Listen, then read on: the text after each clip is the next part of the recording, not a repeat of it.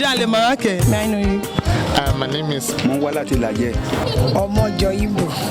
I'm here because of Ilaje TV. My name is Elizabeth Hajimuda. Reverend Malato Equation. You know what the reason why you are here? We are here. That's why you are also here. Say about him.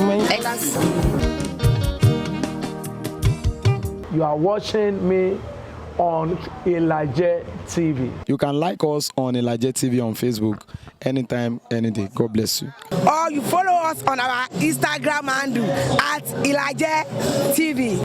Please like, comment, and share. And remember to subscribe to Ilaje TV for more videos. Click the red button at the lower right hand corner, then click the bell. Thank you.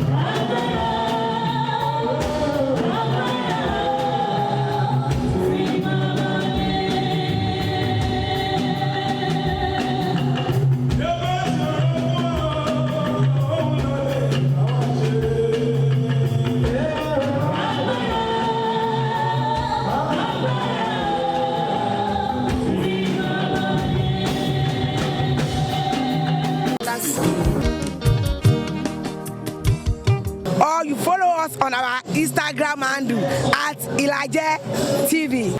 Please like, comment, and share. And remember to subscribe to Ilaje TV for more videos. Click the red button at the lower right hand corner, then click the bell. Thank you.